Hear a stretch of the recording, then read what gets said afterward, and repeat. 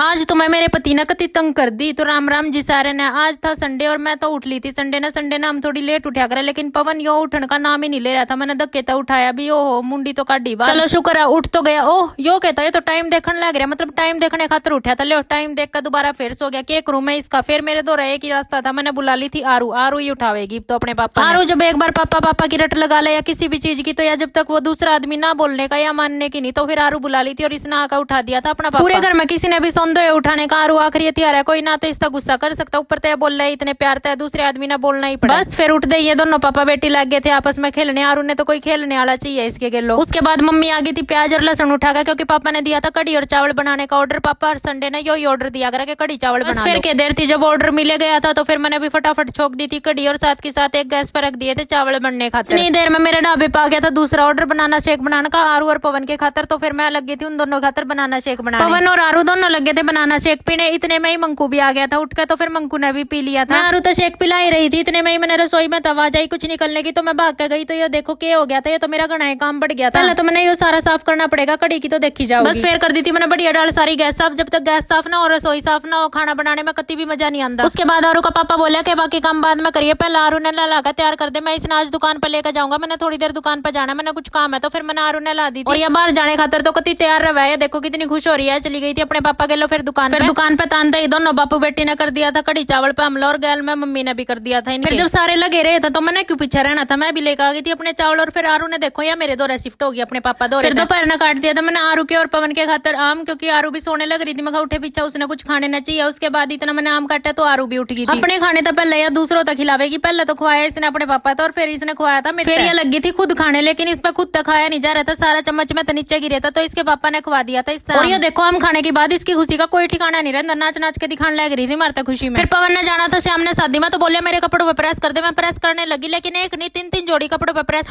करावा और फिर ट्राई करके देखा, पूरी तंग कर दी थी आज तो मैं इसने। मैंने पता है लेकिन जानबूझ कर रहा था मेरे गलो आज यूं। फाइनली इसके एक जोड़ी कपड़े पसंद तो आ गए और मेरा काम नहीं मट गया था। लेकिन फिर आ गई थी आरू या कौन सा अपने पापा तक। मैं बोली मेरे पेंगुइन ने यहाँ बैठ कर झुला दो। फिर इसकी बात तो माननी जरूरी है, मैंने भी झुला दिया। उसके बाद मेरे झुलाने में इसने मजा नहीं आया, तो खुद लगी उसने झुलाने। सारा दिन इसने कदी झुलाओगी कदी इसने दूध पिलावेगी। फिर बोली कि इसने तो सर्दी भी लगा ले, इसने ये उड़ा कर फिर झुला दो। तो फिर इसने यो इस्ता उड़ाया और फिर लगी इसने झुलाने। या भी सारा दिन कुछ ना कुछ काम ढूंढे रहा, हमने भी काम लगा कर रखा, कति नहीं ठाली रहने दें दिया। लेकिन इसके गले हमारा बढ़िया टाइम पास हुआ, कति नहीं बोर होंगे हम सारा दिन। फिर उसके बाद इसने करे नया काम, सारे फूल तोड़ दिए थे। इस पर तो कुछ लगा वही तोड़ दिया और देखो कितनी मासूम बनकर बैठी। फिर शाम के टाइम मम्मी ने अपने और पापा खातर काट लिए थे फ्रूट, और जहाँ आम हो वहाँ आरू ना हो ऐसा तो इम्पॉसिबल है। तो फिर आरू भी आ गई थी खाने खातर। तो आज के व्लॉग में बस इतना ही, मिलते हैं कल एक नए व्लॉग के साथ। तब तक के लिए बाय बाय।